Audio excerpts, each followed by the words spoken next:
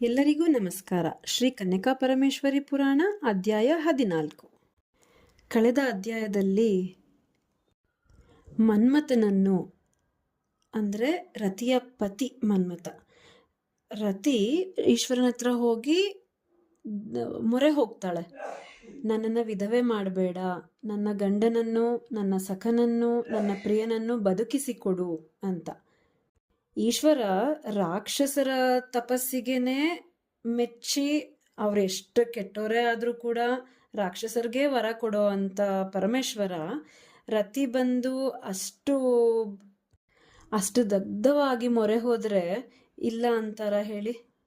ಆಗಲೇ ದೇಹವನ್ನು ಕಳೆದುಕೊಂಡು ಭಸ್ಮವಾಗಿ ಹೋಗಿರುವಂತಹ ಮನ್ಮಥನನ್ನು ಕೂಡ ರತಿಯ ಬೇಡಿಕೆಗೆ ಮೊರೆ ಹೋಗಿ ಕೊನೆಗೂ ಮನ್ಮಥನನ್ನ ಬದುಕಿಸ್ಬಿಡ್ತಾರೆ ನೋಡಿ ಪರಮೇಶ್ವರ. ಆಗ ಕೊನೆಗೂ ಬ್ರಹ್ಮದೇವ ಬಂದು ಏನು ಹೇಳ್ತಾನೆ ಈಶ್ವರನಿಗೆ, ನಿನ್ನ ಸತಿಯು ಈಗಲೂ ಬದುಕಿದ್ದಾಳೆ, ನೀನು ಅವಳನ್ನು ಮದುವೆ ಆದರೆ ಮಂಗಳವಾಗುತ್ತೆ ಜಗತ್ತಿಗೆ ಅಂತ ತಿಳಿಸ್ತಾರೆ. ಈ ಮುಂದಿನ ಅಧ್ಯಾಯದಲ್ಲಿ ಲೇಖಕರು ಏನರ ಬಗ್ಗೆ ಹೇಳಿದ್ದಾರೆ ಕೇಳೋಣ. ನಾರದನು ವಿಷ್ಣು ಪ್ರೇರಣೆಯಿಂದ ಶಿವನ ಹತ್ತಿರ ಹೋಗಿ ಪಾರ್ವತಿಯನ್ನು ವರ್ಣಿಸುವುದು, ಶಿವನು ಪಾರ್ವತಿಯಲ್ಲಿ ಆಸಕ್ತನಾಗಿ ಹಿಮವಂತನಲ್ಲಿ ತೆರಳಿ ಪಾರ್ವತಿಯನ್ನು ಕಾಣುವುದು. ಶ್ವೇತದ್ವೀಪಾಧಿಪತಿಯಾದ ಶ್ರೀ ಮಹಾವಿಷ್ಣುವನ್ನು ನೋಡಲೆಂದು ಶ್ರೀ ನಾರದರು ಒಮ್ಮೆ ವೈಕುಂಠಕ್ಕೆ ತೆರಳಿದರು. ದೇವತೆಗಳಿಂದ, ಸಿದ್ಧರಿಂದ, ಗಂಧರ್ವಾದಿಚಾರಣರಿಂದ, ಬ್ರಹ್ಮಮಾನಸ ಪುತ್ರರಾದ ಸನಂದಾದಿಗಳಿಂದ ಕೂಡಿದುದು ಪರಮಾಶ್ಚರ್ಯಕರವಾದುದು, ಸಹಸ್ರರತ್ನ ಸ್ತಂಭದಿಂದ ಕೂಡಿದುದು, ಕೋಟಿ ಸೂರ್ಯ ಪ್ರಕಾಶಮಾನವಾದುದು, ಕೋಟಿ ಚಂದ್ರರ ತಂಪನ್ನೊಳಗೊಂಡುದು ಆದ ಚಿಂತಾಮಣಿ ಎಂಬ ಸೌಧವೊಂದಿದೆ.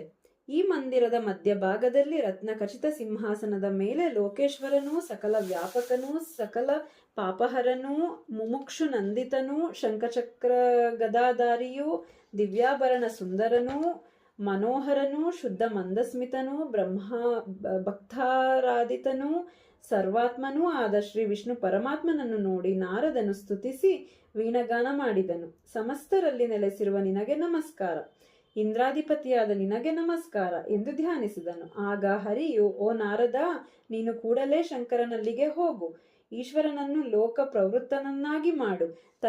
ನನ್ನ ಸೋದರಿಯಾದ ಪಾರ್ವತಿಯು ತೀವ್ರ ತಪಸ್ಸಿನಲ್ಲಿದ್ದಾಳೆ, ನನಗೆ ತುಂಬಾ ಖೇದವಾಗಿದೆ. ದುರ್ಘಟವಾದ ಈಶ್ವರ ಚಿತ್ತವು ಪ್ರಸನ್ನವಾಗಬೇಕಾಗಿದೆ. ಬೇಗನೆ ಕಾರ್ಯತತ್ಪರನಾಗಿ ಪಾರ್ವತಿಯಲ್ಲಿ ಆತನ ಮನಸ್ಸು ಒಲಿಯುವಂತೆ ಮಾಡು ಎಂದನು. ಹೀಗೆ ಹರಿಯಿಂದಾಜ್ಞಾಪಿತನಾದ ನಾರದನು ಕೈಲಾಸಕ್ಕೆ ತೆರಳಿದನು. ನಾರದನು ಕೈಲಾಸವನ್ನು ಸೇರಿ ಈಶ್ವರನಿಗೆ ಆನಂದ ಬಾಷ್ಪಗಳಿಂದ ಅರ್ಘ್ಯಪಾದ್ಯಗಳನ್ನೂ, ಭಕ್ತಿರಸವೆಂಬ ಶ್ರೀಚಂದನವನ್ನೂ, ಮೃದು ವಚನಗಳೆಂಬ ಪುಷ್ಪಗಳನ್ನೂ ಅರ್ಪಿಸಿ ವೀಣಾಗಾನವೆಂಬ ಅಮೃತ ರಸವನ್ನು ನಿವೇದಿಸಿ ಅರ್ಚಿಸಿದನು. ಆಗ ಕಾರುಣ್ಯಮೂರ್ತಿಯಾದ ಮಹೇಶ್ವರನು ಪ್ರಸನ್ನನಾಗಿ ನಾರದನ ಕುಶಲವನ್ನು ಕೇಳಿದನು. ಓ ಬ್ರಹ್ಮಪುತ್ರ, ಮಹಾನುಭಾವ, ನೀನು ಮಹಾಯೋಗಿ, ನಿನ್ನ ಸ್ಥಾನದಿಂದ ತೀರ್ಥಗಳು ಕೃತಾರ್ಥವಾಗುತ್ತವೆ. ನೀನಾವ ಲೋಕಗಳ ವಿಹಾರ ಮಾಡಿ ಬಂದೆ ತಿಳಿಸು ಎಂದನು. ಹರನ ಮಾತುಗಳನ್ನು ಕೇಳಿ ಪುಲಕಿತನಾದ ನಾರದನು ಸಂತಸದಿಂದ, ಸಮಸ್ತ ಲೋಕ ಪ್ರಭುವಾದ ಸ್ವಾಮಿ ಕರುಣಾ ಸಮುದ್ರ, ನಾನೀಗ ಗಂಗಾ ತೀರ್ಥಗಳಲ್ಲಿ ಮಿಂದು ಹಿಮವತ್ ಪರ್ವತಾದಿ ಪ್ರದೇಶಗಳಲ್ಲಿ ಸಂಚರಿಸಿ ಬಂದಿರುವೆ ಎಂದನು. ಆಗ ಈಶ್ವರನು, ನಾರದ, ಪ್ರಸಿದ್ಧರಾದ ಸ್ತ್ರೀಯರಲ್ಲಿ ಯಾರ ಸ್ಥಾನ ಹೆಚ್ಚು? ರೂಪ, ವಯಸ್ಸು, ಗುಣ ಸಂಪದ ಭರಿತವಾದ ಸ್ತ್ರೀ ಯಾರು? ಬುದ್ಧಿವಂತನಾದ ನೀನು ಚೆನ್ನಾಗಿ ಆಲೋಚಿಸಿ ಅಂತಹ ಸ್ತ್ರೀ ಎಲ್ಲಿದ್ದಾಳೆ ತಿಳಿಸು ಎಂದನು. ಆಗ ನಾರದನು, ಎಲ್ಲವನ್ನೂ ತಿಳಿದ ಸ್ವಾಮಿ, ನಿನಗೆ ತಿಳಿಯದ ವಿಷಯ ಯಾವುದಿದೆ? ನನ್ನ ಮೇಲಿನ ಕೃಪೆಯಿಂದ ನೀನು ಕೇಳಿದ ಪ್ರಶ್ನೆಗೆ ಉತ್ತರ ಹೇಳದೆ ವಿಧಿಯಿಲ್ಲ ಎಂದನು. ಹಿಮವಂತನ ಮನೆಯಲ್ಲಿ ಮೇನಕೆಯ ಮಗಳಿದ್ದಾಳೆ. ಆಕೆ ಮೂಲೋಕದ ಕಾಂತಿಸಾರದ ಏಕೈಕ ಪ್ರತಿಮೆಯಂತೆ ಇದ್ದಾಳೆ.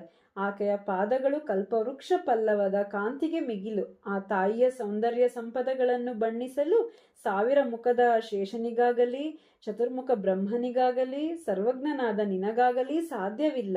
ಅಂದ ಮೇಲೆ ನಾನು ಅಶಕ್ತ. ಓ ಸ್ವಾಮಿ, ಶ್ರೀಮಂತನಾದ ನಿನಗೆ ಆ ಪಾರ್ವತಿ ತಕ್ಕ ಸತಿ. ನಿನ್ನಲ್ಲಿಯೇ ಚಿತ್ತವಿಟ್ಟು ನಿತ್ಯವೂ ನಿನ್ನ ಪೂಜೆಯಲ್ಲಿಯೇ ನಿಮಗ್ನಳಾಗಿದ್ದಾಳೆ. ಲೋಕರಕ್ಷಣೆಗಾಗಿಯಾದರೂ ನೀನು ಆಕೆಯನ್ನು ಪರಿಗ್ರಹಿಸಬೇಕು. ನೀನು ಉಪೇಕ್ಷಿಸಿದರೆ ಅಪಾಯ ಖಂಡಿತ. ಎಲ್ಲವನ್ನೂ ತಿಳಿದ ನೀನು ನಿನಗೆ ಸರಿಕಂಡಂತೆ ಮಾಡು ಎಂದು ನಮಸ್ಕರಿಸಿ ನಾರದನು ತೆರಳಿದನು. ಅನಂತರ ಮದನಾರಿಯಾದ ಈಶ್ವರನು ಲೋಕದ ಅದೃಷ್ಟ ಫಲಿಸಿತೆಂಬಂತೆ ಪಾರ್ವತಿಯಲ್ಲಿ ಮನಸ್ಸುಳ್ಳವನಾದನು. ನಾರದನ ಮಾತುಗಳನ್ನು ಸ್ಮರಿಸಿ ಮಹಾದೇವನು ಮನ್ಮಥನಿಗೆ ಪೂರ್ತಿ ಶರಣಾದನು. ಅಂತೆಯೇ ಪಾರ್ವತಿಯನ್ನು ನೋಡಲೋಸುಗ ಹಿಮಾಲಯಕ್ಕೆ ಪ್ರಯಾಣ ಸನ್ನಾಹ ಮಾಡಿದನು.